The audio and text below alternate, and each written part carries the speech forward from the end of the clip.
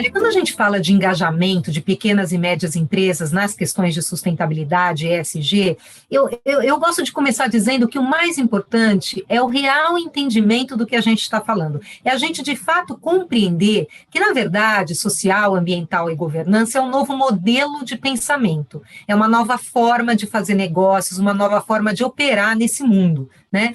O modelo puramente econômico-financeiro que trouxe a gente até aqui, ele não vai nos levar adiante, porque começou a ser impactado justamente por questões sociais e ambientais. Ou seja, ou uma empresa começa a incorporar esses aspectos na sua gestão, na sua forma de operar, ou ela vai correr sério risco de sobrevivência. Isso vale, então, para qualquer tamanho de empresa, né? E essa sobrevivência é importante, não é só lá no longo prazo, não. A gente já percebeu que, por exemplo, um desastre ambiental ou social faz com que a empresa perca valor ou reputação hoje. Esse assunto se tornou uma pauta do dia. Por isso que é importante entender o movimento para poder pensar diferente com visão.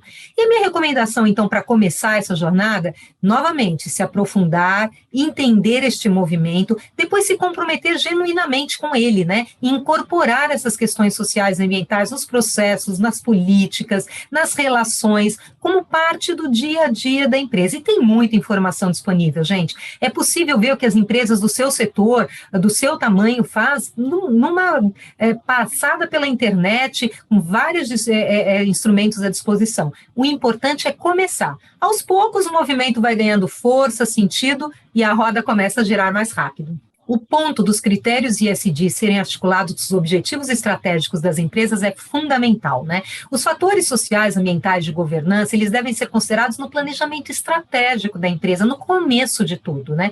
Tem uma forma muito interessante que é utilizar os ODS, os Objetivos de Desenvolvimento Sustentável da ONU. É uma ferramenta que já traz metas e indicadores e a empresa pode escolher o que faz mais sentido para ela. Por exemplo, o Pacto Global, a Rede Brasil do Pacto Global, oferece treinamentos para isso. Quer dizer, tem várias formas de conseguir se instrumentalizar para trazer essa agenda ESG para o planejamento estratégico. Mas veja bem, esse movimento ESG tem que estar conectado com a verdade, com a cultura da empresa. O que funciona para uma pode não fazer nenhum sentido para outra. Então, por isso que eu reforço, é importante encontrar o seu caminho. Depois ele vai andar e se tornar perene. Nós estamos vivendo um momento de grande expectativa no pós-pandemia em relação aos pacotes de recuperação econômica, né? Que a gente diz no pós-crise. O que a gente espera é que os recursos financeiros que forem destinados a essa reconstrução considerem a agenda do desenvolvimento sustentável. Por exemplo, energia de baixo carbono, transporte verde, edifícios sustentáveis, inovação industrial,